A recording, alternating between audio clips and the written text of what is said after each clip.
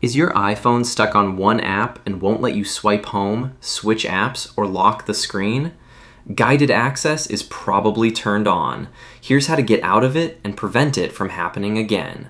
Method 1. Exit guided access. First, press the side button 3 times quickly. If your iPhone has a home button, press the home button 3 times instead.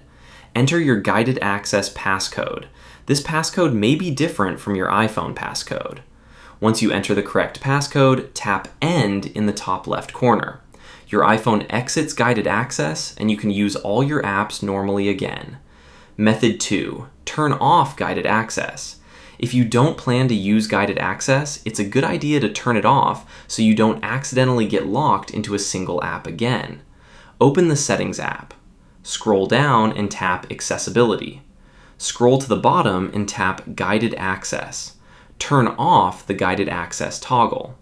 Now, your iPhone won't enter guided access the next time you accidentally triple-click the side button. Method 3. Force restart your iPhone.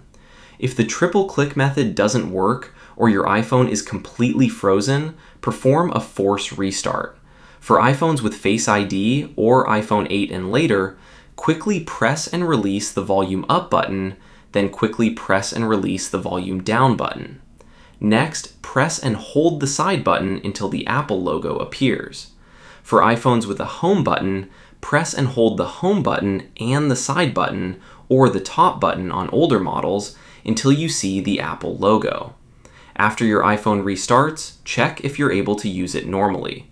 If you're still stuck on one app after trying these methods, let me know your iPhone model and iOS version in the comments below, and I'll help you troubleshoot further. That's it. Please like, share, and subscribe for more iPhone tips and troubleshooting videos.